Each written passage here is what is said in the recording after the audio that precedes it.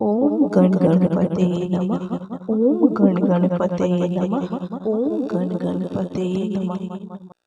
प्रतिवर्ष माघ मास की कृष्ण पक्ष की चतुर्थी तिथि को तिल संकष्टी गणेश चतुर्थी व्रत मनाया जाता है। इस वर्ष तिल संकटा चौथ 10 जनवरी 2023 को है।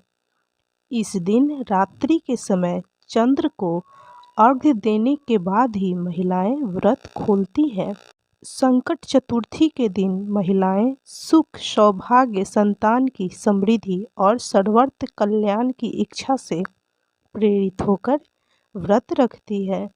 पद्म पुराण के अनुसार इस व्रत को स्वयं भगवान श्री गणेश ने माता पार्वती को बताया था। वैसे तो हर महीने की कृष्ण पक्ष की चतुर्थी गणेश चतुर्थी कहलाती है, लेकिन माघ मास की चतुर्थी तिल संकटा चौथ कहलाती है। पद्म पुराण के अनुसार आज ही के दिन कार्तिकेय के साथ पृथ्वी की परिक्रमा लगाने की प्रतिस्पर्धा में उन्होंने पृथ्वी की बजाय भगवान भोलेनाथ और माता पार्वती की 7 बार परिक्रमा की थी। तब शिव जी ने प्रसन्न होकर देवों में प्रमुख मानते हुए उनको प्रथम पूजा का अधिकार दिया था। भालचंद्र गणेश की पूजा संकट चौथ को की जाती है।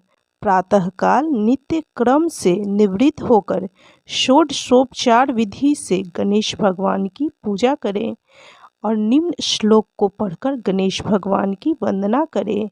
तो मंत्र इस प्रकार है। गजानन भूत गणाधि सेवितं कपितजम्बूफलचारुभक्षणं उमासुतं शोक विनाशकारकं नमामि विघ्नेश्वर पादपंकजम्। इसके बाद भालचंद्र गणेश की ध्यान करके पुष्प अर्पित करें। पूरे दिन मन ही मन श्री गणेश जी के नाम का जप करें। सूर्यास्त के बाद स्नान करके स्वच्छ कपड़े पहन लें। अब विधि पूर्वक श्री गणेश जी का पूजन करें। एक कलश में जल भर कर रखें। धूप दीप अर्पित करें। नैवेद्य के रूप में तिल तथा गुड़ के बने हुए लड्डू, ईख, शकरकंद, गुड़ तथा घी अर्पित करें। यह नैवेद्य रात्रि भर बांस के बने हुए डलिया या टोकरी से ढक यथावत रख दिया जाता है। पुत्रवती स्त्रियां पुत्र की सुख समृद्धि के लिए व्रत रखती है। इस ढके हुए नैवेद्य को पुत्र ही खोलता है तथा भाई बंधुओं में बांटता है। ऐसी मान्यता है कि इससे भाई बंधुओं में आपसी प्रेम की भावना में वृद्धि होती है। श्री गणेश पूजन के बाद चंद्रमा को कलश से अर्घ्य अर्पित करें। धूप दीप दिखाएं। चंद्रदेव से अपने परिवार के सुख, शांति और समृद्धि के लिए प्रार्थना करें। इसके बाद एकाग्रचित्त होकर कथा सुने अथवा सुनाएं। उसी उपस्थिति जनों में प्रसाद बांट दें। तो बंधुजनों, चलिए अब हम तिल चौथ की कथा सुनते हैं। तो बोलिए ओम गण गणपते नमः। ओम गण गणपते नमः। ओम गण गणपते नमः। एक समय की बात है। किसी नगर में एक कुम्हार रहता था। एक दिन वह कुम्हार अपने बर्तन पकाने के लिए आवा लगाया तो उसे बर्तन नहीं पके, जिस कारण वह बहुत दुखी हुआ और नगर के राजा के पास अपनी फरियाद लेकर चला गया। राजा ने पंडितों को बुलाकर कुम्हार की समस्या के बारे में पूछा तो पंडित जी ने कहा कि आज के बाद यदि तुम आवा जलाने से पहले किसी बच्चे की बलि देगा तो आवा स्वयं पक जाएगा। राजा ने उस कुम्हार को बच्चे की बलि देने की आज्ञा दे दी थी। वह कुम्हार रोज किसी बच्चे की बलि देकर आवा जलाता और अपने बर्तन को पकाता। ऐसा करते हुए बहुत दिन बीत गए। उसी नगर में एक बुढ़िया रहती थी जो सदैव चौथ माता व भगवान श्री गणेश जी की पूजा अर्चना व व्रत करती थी। किंतु एक दिन उसके बेटे का नंबर आया तो उसे बुढ़िया माई ने अपने बेटे को चौथ माता के आखे व सुपारी देकर कहा कि जब तुम आवा में बैठो तो इनको तुम्हारे चारों ओर बिखेर लेना।